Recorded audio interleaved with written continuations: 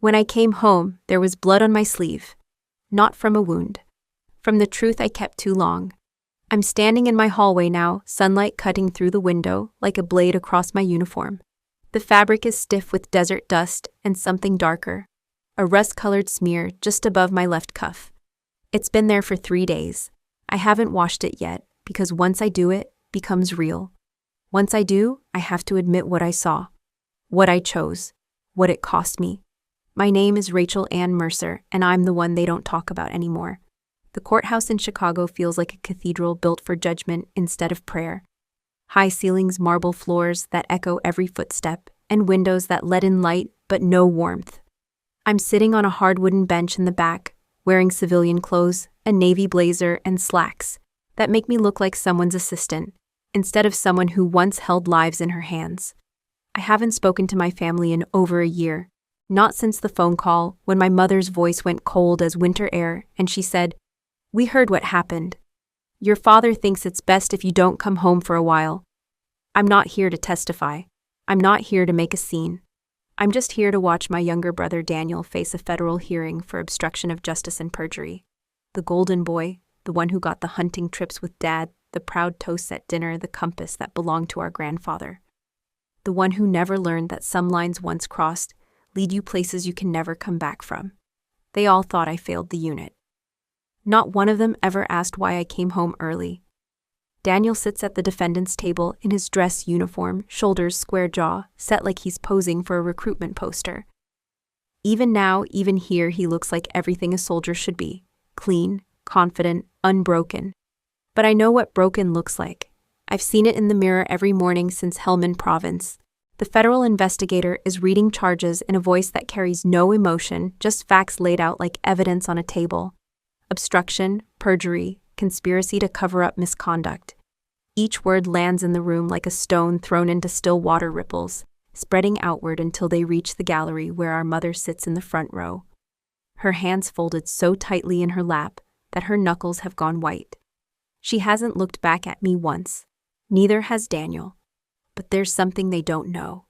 Something that's going to change everything in about 30 seconds when that investigator finishes his opening statement and starts calling witnesses. When he mentions a report that was filed 3 years ago by a combat medic who refused to stay silent. When he mentions me, I can feel my heart beating against my ribs, but it's not fear. It's something quieter. Something that's been waiting 3 years to finally breathe. The blood on my sleeve isn't from a battlefield wound. It's from the night I held a 20-year-old interpreter named Leah while she whispered a name through split lips. A name that led me to file a report that nearly ended my career. A name that's about to end my brother's. They thought I came home because I failed. They never asked if I came home because I succeeded. I was the firstborn, the quiet one. The one who knew how to disappear when things got loud. Growing up in the Mercer house meant understanding your place in the hierarchy. Dad's voice was the loudest, so everyone else learned to whisper. Mom's approval came in nods, not words. And Daniel was the son everyone else orbited around. I became the shadow. The one who cleaned up after family dinners, who remembered birthdays, who kept secrets that weren't mine to keep. They saw me as the girl who quit. The girl who came home early. The girl who couldn't handle what real soldiers handle every day. At family gatherings, when people asked about us kids, Mom would light up talking about Daniel's commendations, his unit, his future. When they asked about me, she'd get that polite smile and say, "Rachel's figuring things out." But I didn't leave because I failed. I left because I wouldn't lie.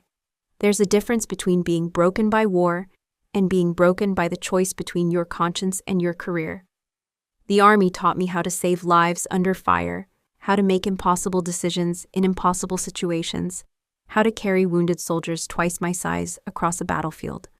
But nobody prepared me for the moment when saving someone meant losing everything else.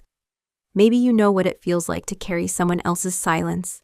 Maybe you've been punished for telling the truth too early before people were ready to hear it. Maybe you've sat in rooms where everyone agreed to forget something that happened, and you were the only one who couldn't pretend it never existed.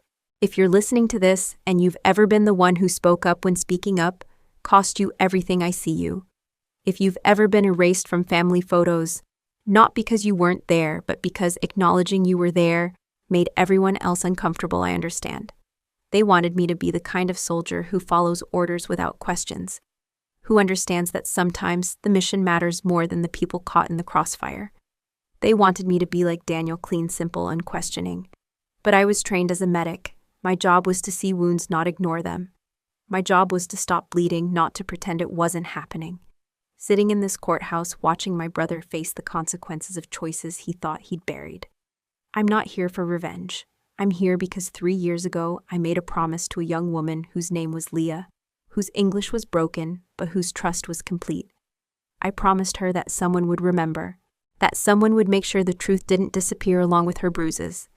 Today that promise is about to be kept.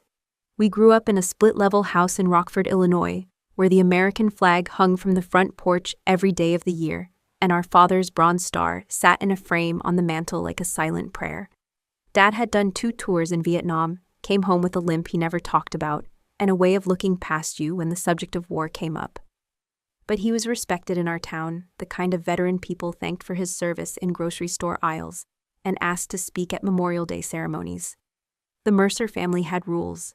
You didn't waste food, you didn't talk back, you didn't quit anything you started, and you understood that some people were born to lead while others were born to follow. Daniel was born to lead. He was 3 years younger than me, but by the time he turned 12, strangers assumed he was the older sibling. He had Dad's square jaw and Mom's easy smile, and this way of walking into a room like he'd been invited personally. Saturday mornings he'd go hunting with Dad, just the 2 of them matching camouflage jackets, thermoses of coffee, and stories they'd tell for weeks afterward. I'd stay home and fold laundry. It wasn't that they excluded me on purpose. It was more like they forgot I existed until they needed something, homework help, a ride to practice, someone to cover for them when plans changed. I became the family's invisible infrastructure, the one who made sure things worked without anyone noticing how. The compass appeared on Daniel's 13th birthday. Dad pulled it from a velvet box like he was presenting crown jewels. It was silver tarnished around the edges with our grandfather's initials engraved on the back. "This belonged to my father," Dad said, his voice thick with ceremony. "He carried it through World War II. I carried it through Vietnam. Now it's yours." Daniel wore it on a chain around his neck, tucked under his shirts like a secret medal. He'd pull it out during family gatherings, letting cousins and neighbors hold it, while he told them about its history. Our history. He talked about it like it was his birthright, like the compass had been waiting his whole life to find its way to him. Nobody mentioned that I was the firstborn. Nobody wondered if maybe I should have been the one to inherit something that represented service and sacrifice. When I told my parents I was joining the army, the dinner table went quiet. Not proud, quiet, uncomfortable quiet. Mom set down her fork and asked if I was sure. Dad asked what I planned to do after I got it out of my system. "Medical Corps," I said. "I want to be a combat medic." Daniel was 16 then, already talking about military academies and officer training. He looked at me like I'd announced I was joining the circus. "Why would you want to be a medic?" he asked. Don't you want to actually fight?" "Somebody has to save the people who fight," I said.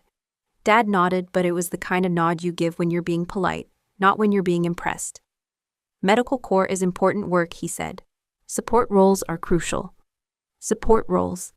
Like I was planning to be a cafeteria worker instead of someone who'd run into gunfire to drag wounded soldiers to safety. 2 years later, when Daniel announced he was enlisting in an infantry unit, the reaction was different. Mom cried proud tears, not worried ones. Dad brought out a bottle of whiskey he'd been saving for special occasions. The compass caught the light as Daniel moved around the kitchen, accepting congratulations and backslaps like he'd already won the war. My last dinner before deployment was a Tuesday in October. Mom had made pot roast, and the table was set with the good china because Daniel was home on leave from basic training. He looked different in his uniform, older, more serious, like he'd finally grown into the role everyone always expected him to fill. To Daniel, Dad said, raising his glass, "For choosing to serve his country with honor." They drank. I pushed food around my plate. And to Rachel, Mom added, almost as an afterthought, For doing her part too. Doing her part. Like I was volunteering at a bake sale, instead of preparing to save lives in a war zone. After dinner, Daniel found me on the back porch. The compass was visible above his collar, catching moonlight like a tiny star. "You nervous?" he asked. "No," I lied. "Good, just remember we're Mercers. We don't quit. We don't break. We do what needs to be done. I nodded, believing him. Believing that whatever happened over there, we'd both come home as the same people who'd left. That honor meant the same thing to both of us. That the compass he wore would always point toward true north. I used to believe Daniel was a good man. Until that night in Helmand. Helmand Province in July felt like breathing through a furnace. The forward operating base was a collection of concrete barriers and canvas tents that baked under the Afghan sun during the day and radiated heat like an oven all night.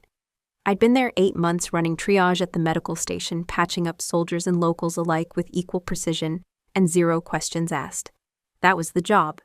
You didn't ask how someone got hurt, you just stopped the bleeding. The base operated on a rhythm you learned to read like music convoy departures. Before dawn patrol rotations every 6 hours. The distant percussion of mortars that had become as familiar as a neighbor's dog barking.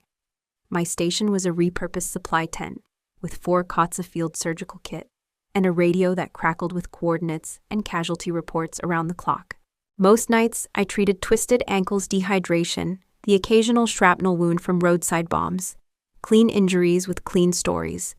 But that Tuesday night in July, she stumbled through my tent flap like a ghost made solid. Her name was Leah. She was maybe 22, one of the local interpreters who worked with the patrol units. English was her third language, but she spoke it with careful precision, like someone who'd learned that words could save your life if you chose them right. I'd seen her around the base, always professional, always composed, always walking with the kind of awareness that came from understanding exactly how precarious your position was. But that night she wasn't composed. Her left eye was swollen shut, purple and black like a storm cloud. Blood had crusted under her nose and around a split in her lower lip. Her traditional headscarf was torn, and when she moved she favored her right side like something inside was broken. "Please," she whispered, glancing over her shoulder toward the tent entrance. "Help me." I guided her to a cot and started my assessment. 2 cracked ribs judging by how she breathed. Facial contusions that were hours old, not fresh. Defensive wounds on her forearms where she'd tried to protect herself. This wasn't combat trauma. This was something else entirely. "What happened, Hoitin Prek?" I asked, cleaning the blood from her face with gentle, practiced movements. She flinched when I touched near her eye. "I cannot say." "Leah, I need to know how you got hurt so I can help you properly." She was quiet for so long I thought she'd fallen asleep. Then, barely audible, she whispered a single word that made my hands stop moving. "Danny." My brother's unit had been on patrol that day. I knew because I'd seen the duty roster watch them roll out in their Humvees, before sunrise radio chatter confirming their safe return just after sunset. Standard patrol, no incidents reported. "Danny," I repeated. She nodded, then immediately winced like the movement caused her pain. He said no one would believe me, that I was just a local, that these things happen in war. My medical training took over while my mind tried to process what she was telling me. I documented her injuries with clinical precision photographs, measurements, detailed notes about the pattern of bruising that suggested she'd been held down, the finger-shaped marks on her upper arms that were already turning yellow around the edges. "Leah, I need you to tell me exactly what happened." The story came out in broken pieces, like she was carefully choosing which parts were safe to share. She'd been assigned to Daniel's unit for a routine village patrol. They'd stopped at a compound to question residents about Taliban activity. While the other soldiers searched the main building, Daniel had cornered her in an empty room. She fought back. That's where the defensive wounds came from. But there were 4 other soldiers just outside, and she was alone. And when she screamed, nobody came to help. After he said it was my fault, that I led him on, that interpreter girls knew what they were signing up for. I finished treating her injuries in silence, my hands steady even though something cold was spreading through my chest. When I was done, she caught my wrist with fingers that trembled. "You are his sister. Yes, I see the name on your uniform." "Mercer." I nodded. "I tell you because I think maybe you are different. Maybe you will not let this disappear." After she left, I sat alone in my tent, staring at the photographs I'd taken, the detailed medical report I'd written, the evidence of something that officially hadn't happened. I wasn't an investigator. I wasn't military police. I was a medic trained to heal, not to hunt for truth. But I couldn't unknow what I knew. Over the next 3 days, I did something that went against every instinct I'd developed about staying in my lane. I checked duty logs, cross-referenced patrol schedules, reviewed security camera footage from the compound entrance. I found witness statements that mentioned Daniel and Leah entering the building together, him emerging 20 minutes later, her not appearing on camera again until she stumbled into my medical tent. I mapped out a timeline that painted a picture no one wanted to see. The compass Daniel wore, our grandfather's compass, had been found in the compound. Security reported it as routine lost equipment recovered and returned, but the timestamp showed it had been discovered in the same room where Leah said the assault occurred 15 minutes after Daniel's unit had departed.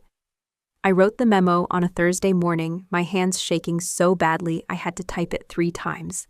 Confidential report, medical documentation, request for formal investigation. I sent it up the chain of command to my commanding officer, then to the military police liaison, then to the Inspector General's office.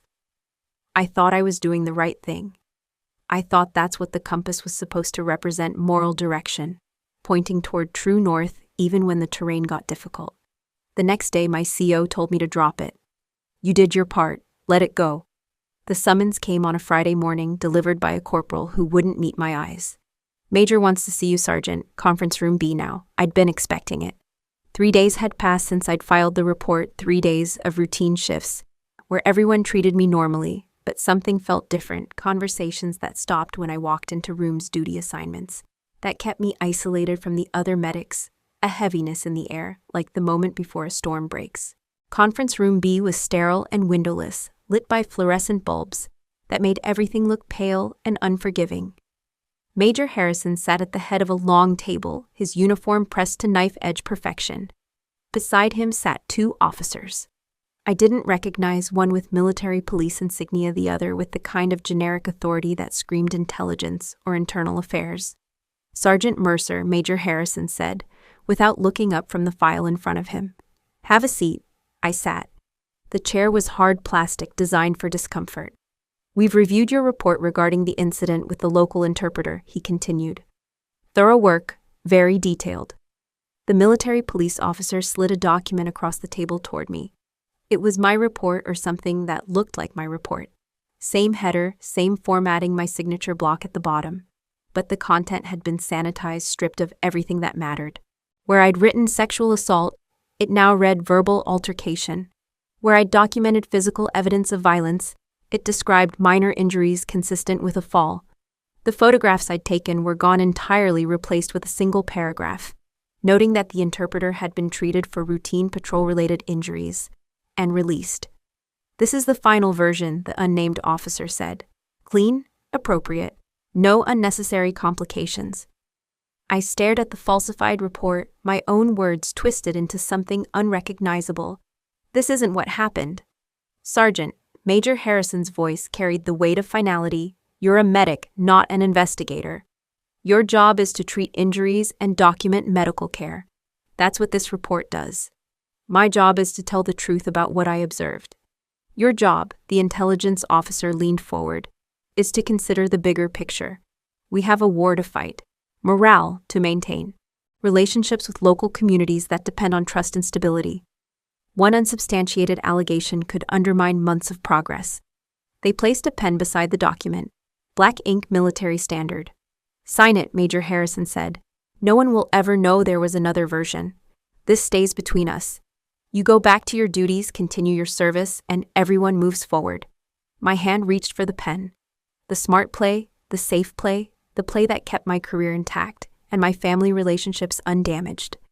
Daniel would never know I'd suspected him of anything. Mom and Dad would never have to choose between their children. The compass would keep pointing north for everyone except me. I picked up the pen, my fingers wrapped around it, familiar and comfortable. I'd signed thousands of documents with pens just like this: one duty rosters, medical reports, routine paperwork that kept the machinery of war running smoothly. The signature line waited.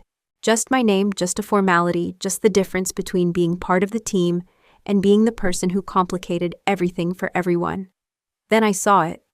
There on the corner of Major Harrison's desk, catching the harsh fluorescent light like a tiny beacon, the silver compass. Dad's compass. Grandpa's compass. The one Daniel wore like a badge of honor, the one that was supposed to represent moral direction and unwavering truth. It sat there casually like abandoned equipment, waiting to be returned to supply. But I knew why it was there. Evidence that had been quietly retrieved quietly, catalogued quietly, made to disappear along with everything else that might complicate the official story. The compass needle was still pointing steadily north. My hand started shaking. Not from fear, but from understanding. This was the moment, not when I filed the report, not when I documented Leah's injuries, but right now with a pen in my hand and 3 officers watching me choose between truth and comfort. I set the pen down without signing. I can't do this. Sergeant, I can't do this. I pushed the falsified report back across the table. This isn't what happened, and I won't pretend it is. The silence in the room felt dangerous. Major Harrison's jaw tightened. The MP officer exchanged a look with his colleague that I couldn't read but didn't like. You're making a mistake, Harrison said quietly. Maybe, but it's my mistake to make. I wasn't brave. I was terrified. My hands were shaking. My voice was unsteady, and I knew with absolute certainty that I'd just ended my military career. But there's a line, and I watched my brother step over it. I stood up, straightened my uniform, and walked out of that room carrying the weight of a choice I'd have to live with for the rest of my life. Behind me, the compass sat on the desk, still pointing north. The punishment started immediately, but it came wrapped in bureaucratic politeness that made it impossible to fight. Within a week of refusing to sign the falsified report, I was reassigned to inventory duty, counting medical supplies in a windowless storage facility 20 miles from the main base. No more treating patients, no more emergency calls, no more purpose beyond verifying that we had the correct number of bandages and antiseptic bottles. Temporary reassignment, they called it, while we sort out some administrative issues. The isolation was surgical in its precision. Meals eaten alone at a corner table, while conversations died when I approached. Duty shifts scheduled at hours that kept me away from everyone else. Phone calls home, monitored emails, filtered my movements, tracked like I was a security risk, instead of someone who'd tried to report a crime. When I filed a formal complaint through whistleblower protection channels, I was told my case was under review. Weeks passed, then months. The review process moved at the speed of bureaucracy, which is to say, it didn't move at all. Major Harrison called me in for monthly counseling sessions that felt more like interrogations. He'd sit across from me with a file that seemed to grow thicker each time, documenting every minor infraction, every instance of what he called poor team dynamics. You've become disruptive, Sergeant, he said during one of these sessions. Your attitude is affecting unit cohesion. Soldiers need to trust their leadership, and leadership needs to trust that soldiers will follow orders without creating unnecessary drama. Drama. That's what they called it when someone refused to participate in a cover-up. The breaking point came 6 months later. I was called into another conference room this time with a different set of faces: personnel officers, a chaplain, and a lawyer from the Judge Advocate General's office who spoke in measured tones about career transitions and civilian opportunities. The Army isn't the right fit for everyone, the personnel officer said, sliding papers across the table with practiced smoothness. Sometimes the most honorable thing a soldier can do is recognize when it's time to step aside and let others serve. Early retirement, medical discharge due to stress-related performance issues, a clean record, full benefits, and a story that painted me as someone who'd simply burned out under the pressures of deployment, rather than someone who'd been systematically silenced for telling the truth. Sign here, the lawyer said, pointing to signature lines that would end my military career with the stroke of a pen. This protects your reputation and preserves your future opportunities. I looked at the documents, the same kind of bureaucratic fiction I'd been asked to sign months earlier. Different words, same lie.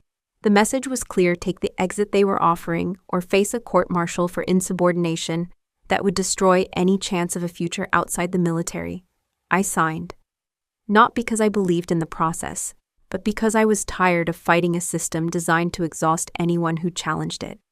They called it honorable discharge. It felt more like quiet exile.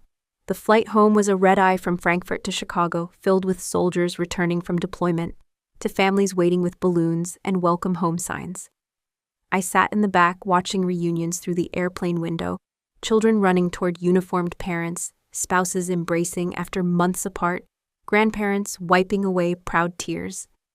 No one was waiting for me, I collected my duffel bag from baggage claim and took a taxi to the long-term parking garage, where I'd left my car 8 months earlier. The battery was dead. While I waited for a jump start, I called home. Mom answered on the third ring. "Rachel, I'm back. Just landed." Silence stretched between us like a chasm. Finally, we heard what happened. "What did you hear? That you had some kind of breakdown? That you couldn't handle the pressure?" Her voice was cold, distant, nothing like the mother who used to pack care packages with my favorite cookies. "Your father would be ashamed." The line went dead. I drove to Rockford that afternoon, pulling into the driveway of the house where I'd grown up. Daniel's car was there. He was home on leave. His tour completed without incident, without controversy, without any official recognition that anything had gone wrong. Mom opened the door before I could knock, but she didn't invite me in. We stood on the porch like strangers. Her arms crossed, her expression carefully neutral. "How long are you staying?" she asked. "I don't know. I thought..." "You thought what? That you could come home and pretend nothing happened, that we wouldn't know what people are saying?" "What are people saying?" She looked at me like I was naive for asking. "That you couldn't cut it, that you had some kind of mental breakdown and blamed everyone else for your problems. Colonel Matthews called your father personally. He said you made serious accusations that couldn't be substantiated. Said you needed help." Through the front window, I could see Daniel sitting at the kitchen table, still wearing his dress uniform from some ceremony or another. He glanced up when he saw me, held my gaze for exactly 3 seconds, then looked away. He said nothing. Not hello, not welcome home, not even acknowledgement that I existed. That night I drove to Milwaukee and found a studio apartment above a Polish bakery. The next week I started working night shifts at a community clinic treating gunshot wounds, overdoses, and domestic violence cases that the emergency room was too overwhelmed to handle immediately. It wasn't the career I'd planned, but it was medicine. It was helping people. It was honest work that let me sleep with something resembling a clear conscience. The irony wasn't lost on me. I'd left Afghanistan to escape violence and found myself treating its aftermath in an American city. But at least here, when someone came to me beaten and broken, I could document their injuries accurately. I could tell the truth about what I saw, even if no one wanted to hear it. The call came on a Tuesday night in February, 8 months after I'd started working at the clinic. I was finishing my shift documenting the treatment of a teenager who'd been jumped outside a bus stop when my phone buzzed with Mom's number. I almost didn't answer. Our conversations since I'd come home had been brief and stilted duty calls on holidays, surface-level check-ins that avoided anything resembling actual communication. But something made me pick up. "Rachel," her voice sounded different, smaller. "Hi, Mom. Are you busy? Could you come home just for a little while?" The drive to Rockford took an hour and a half through February slush and road salt. I found her sitting at the kitchen table with 2 cups of coffee already poured, both growing cold. She looked older than I remembered, lines around her eyes that hadn't been there when I left for Afghanistan. "Thank you for coming," she said, without looking up. I sat across from her in the same chair I'd occupied for family dinners throughout my childhood. The house felt different, quieter, like it was holding its breath. "I need to tell you something," she said. "About what happened, about why I treated you the way I did when you came home." She reached into her purse and pulled out a manila folder worn around the edges like it had been handled many times. Inside was a photocopy of my original report, not the sanitized version they'd tried to make me sign, but the real one, complete with photographs, medical documentation, and the timeline I'd constructed showing Daniel's movements the night Leah was assaulted. My hands went numb. "Where did you get this, Colonel Matthews? He's been friends with your father for 20 years. He showed it to us 6 months ago." Her voice was barely above a whisper. "He said we needed to know what you'd accused Daniel of. Said we should understand what kind of person we'd raised." The kitchen clock ticked in the silence. Outside, wind rattled the windows. "He told us you'd had a breakdown," she continued. "That you were making wild accusations against fellow soldiers because you couldn't handle the stress of deployment. He said the report was evidence of your instability. And you believed him." She finally looked at me, and I saw something I'd never seen in my mother's eyes before: shame. I wanted to believe him. It was easier than... She gestured at the folder. "Than believing this." I stared at the papers, my own words, my own photographs. my own careful documentation of my brother's crime. Seeing them in my childhood kitchen felt surreal, like two different worlds colliding. But you kept it, I said. I read it, every word, multiple times. She touched the edge of the folder with shaking fingers. The medical terminology, the timeline, the way you documented everything. It wasn't the work of someone having a breakdown.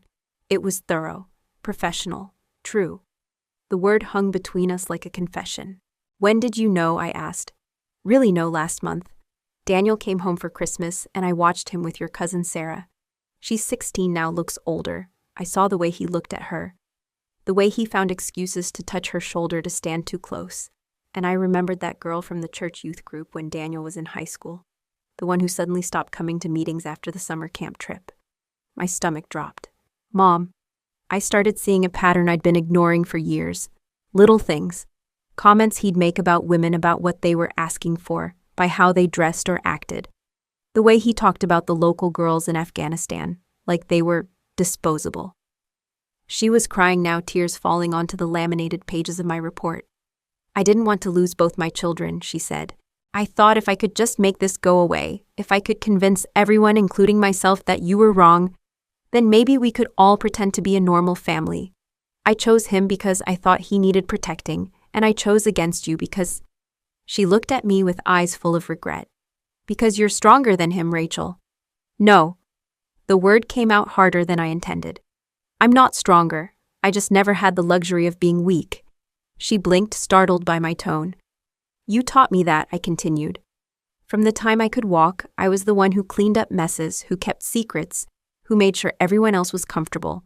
Daniel got to be the golden boy because I was the one holding up the pedestal. I stood up, pacing to the window where I could see the backyard where we'd played as children. The swing set was still there, rusted but standing. Do you know what happened to Leah? I asked without turning around. No.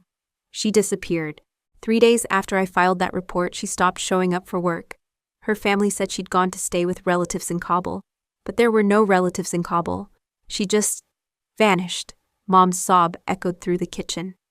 I tried to find her, I said. Through Red Cross, through interpreter networks, through every contact I had. Nothing. It's like she never existed. I turned back to face her. So no, Mom, I'm not stronger than Daniel. I'm just the one who couldn't live with letting her disappear twice. 2 years later, I'd settled into a rhythm that resembled life if you didn't look too closely. The clinic in Milwaukee had become my world, 12-hour night shifts, treating everything from overdoses to domestic violence weekends spent in my studio apartment, reading medical journals, and trying not to think about Afghanistan. I'd learned to live with the weight of unanswered questions, the way you learn to live with chronic pain, by accepting it as part of your new normal. The letter arrived on a Thursday in March, mixed in with utility bills and grocery store circulars in my building's communal mailbox. Plain white envelope, my name and address printed in careful block letters, no return address. The postmark was smudged, but I could make out Minnesota. I almost threw it away. In 2 years, I'd received exactly 3 pieces of personal mail, a Christmas card from my mother that she'd signed with just her name, a wedding invitation from a college friend who probably didn't know I'd been effectively exiled from polite society, and a notice from the VA about updated benefits. Anonymous letters usually meant trouble, and I'd had enough trouble to last several lifetimes. But something made me open it. Inside was a single sheet of notebook paper, the kind with blue lines that you'd find in any drugstore.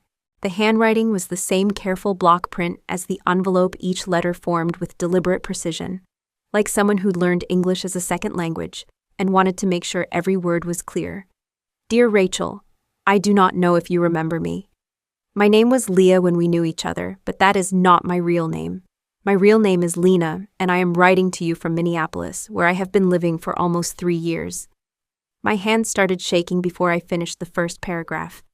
I disappeared from the base, not because something happened to me, but because I was afraid something would happen to me. Your report scared the people who wanted to hide what your brother did. They told me I would be relocated for my safety, but I knew what that meant, so I ran.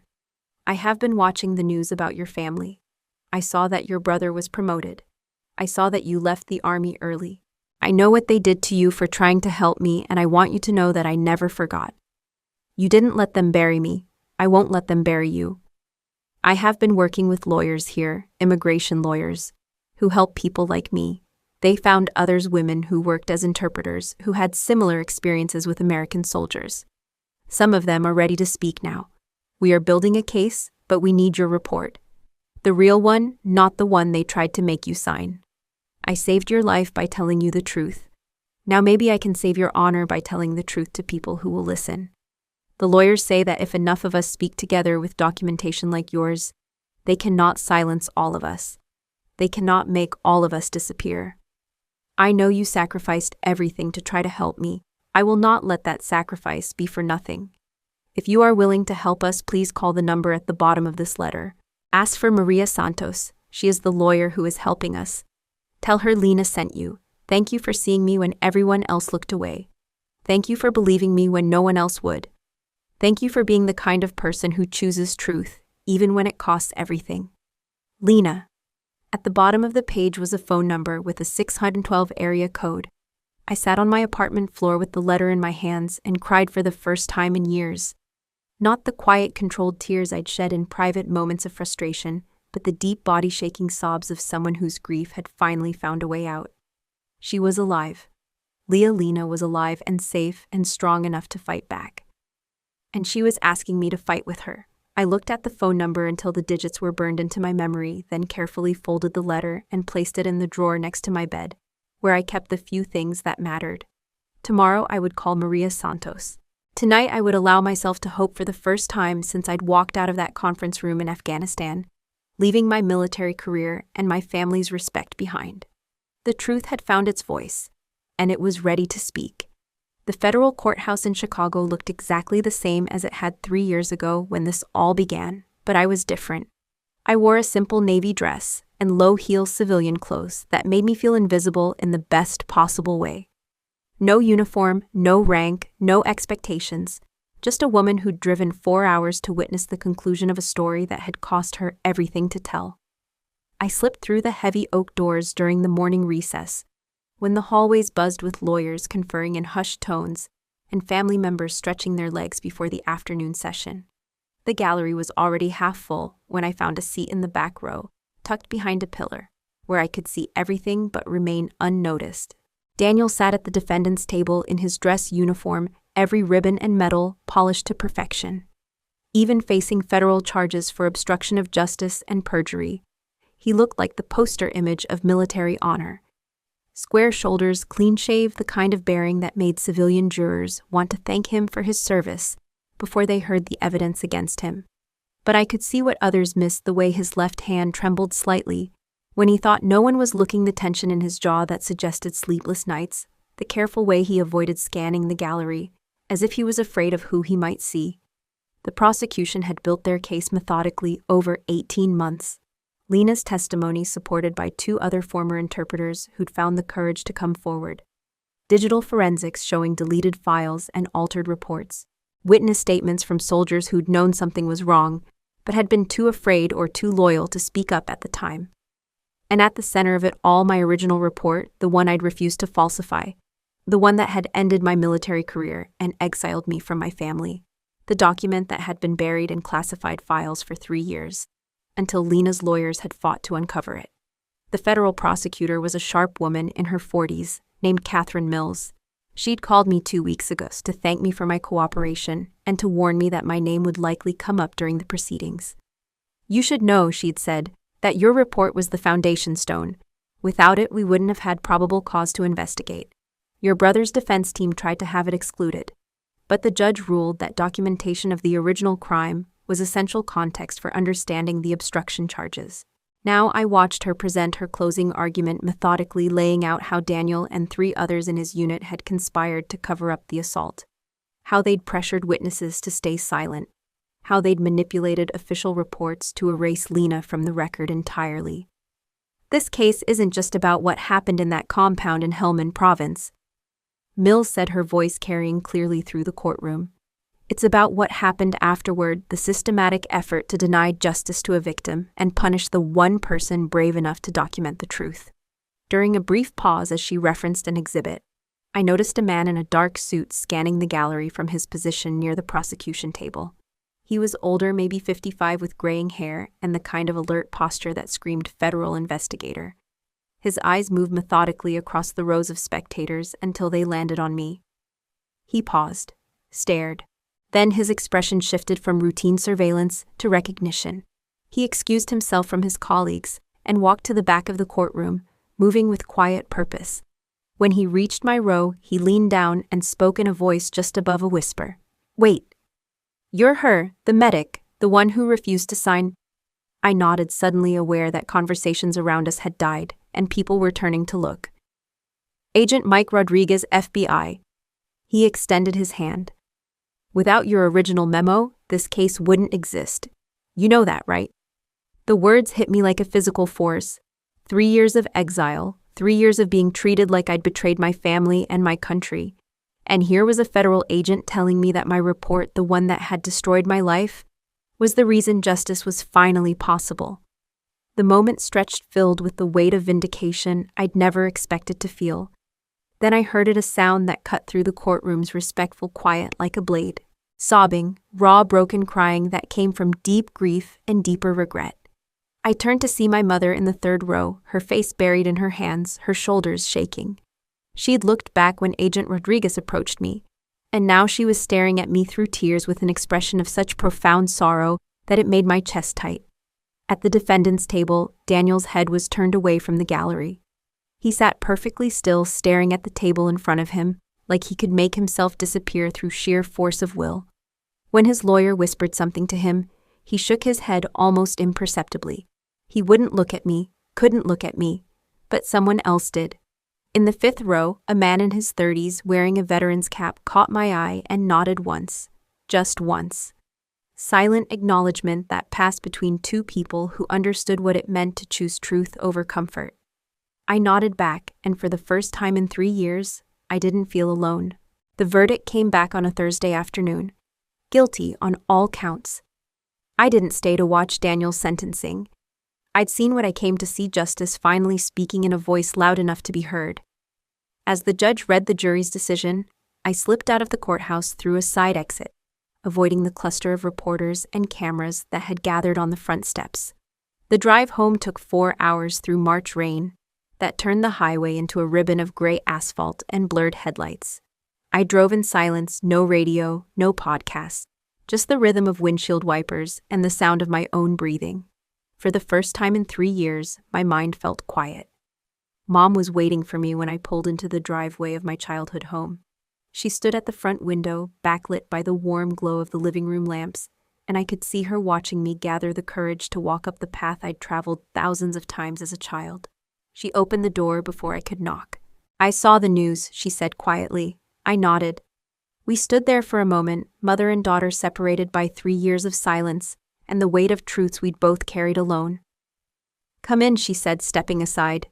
The house smelled the same lemon cleaner and coffee, the faint scent of the lavender sachets Mom kept in the linen closets. But something felt different. The family photos that had lined the hallway were gone, leaving pale rectangles on the wallpaper where they'd hung for decades. "I took them down," she said, following my gaze. After the trial started, I couldn't look at them anymore. We sat at the kitchen table where we'd had our confrontation 2 years earlier, where she'd shown me the copy of my report and admitted she'd known the truth all along. The same table where our family had eaten dinner for 20 years, where Daniel and I had done homework, where Mom had taught us to play cards on rainy afternoons. I reached into my purse and pulled out the silver compass. Agent Rodriguez had given it to me after the verdict, explaining that it had been returned to evidence storage after Daniel's unit was investigated. "This belongs to your family," he'd said. "Maybe it's time it went to someone who knows what true north actually means." I set it on the table between us, the tarnished silver catching the overhead light. The needle swayed slightly, then settled, pointing steadily north. "He never deserved it," I said. Mom stared at the compass, her fingers pressed to her lips. I could see her remembering Daniel at 13, chest puffed with pride, as Dad fastened the chain around his neck. All the times he'd pulled it out to show friends, telling them about our grandfather's service in World War II, our father's tours in Vietnam, the legacy of honor it represented. "No," she whispered. "He didn't." She picked up the compass with hands that shook slightly, holding it like something fragile that might break, if she breathed on it wrong. The weight of it seemed to surprise her, or maybe it was the weight of everything it represented. All the choices that had led us to this moment, all the chances we'd had to do things differently. Without saying another word, she stood and walked to the living room. I followed, watching as she moved aside a ceramic vase and some framed photos of cousins to make space on the mantel. There, beside Dad's military portrait and his bronze star, she placed the compass. For a moment, we both stared at it sitting there among the other artifacts of our family's military service. But this time, it wasn't a symbol of inherited glory or unexamined tradition. It was something earned through pain, something that had found its way to where it belonged. The compass needle held steady, pointing true north. "Your father would have understood," Mom said finally. "Eventually, it would have taken him time, but he would have understood that honor isn't something you inherit. It's something you choose every day, even when it costs you everything." I nodded, unable to speak past the tightness in my throat. Outside, the rain had stopped. Through the living room window, I could see the first hint of clear sky appearing between the clouds. And for the first time in 3 years, the compass and my family's understanding of what it meant to serve with honor was finally pointing in the right direction. 6 months after the trial ended, I'm back at the clinic in Milwaukee, working the same night shifts, treating the same kinds of wounds. But something fundamental has changed. The weight I carried for 3 years, the isolation, the doubt, the crushing loneliness of being the only person willing to speak an unwelcome truth, has lifted. Not because everything is perfect now. Daniel is serving 18 months in military prison. My family is still rebuilding trust that may never fully heal. There are still nights when I wake up thinking about Lena, wondering if I could have done something differently, something that might have spared us both the years of exile that followed. But I sleep better now, because the truth finally has a voice, and justice finally has a face. And somewhere in Minneapolis, a young woman named Lena is building a new life with the knowledge that her story mattered enough for someone to risk everything to tell it. If you're listening to this, you're probably wondering why I decided to share something so personal, so painful, so complicated. The answer is simple, because I wish someone had shared a story like this with me when I needed it most. You can be erased without ever disappearing. You can be punished just for seeing too much. You can be made invisible by the very people who should have protected you, silenced by the institutions you trusted, abandoned by the family you thought would always have your back. But you're not alone.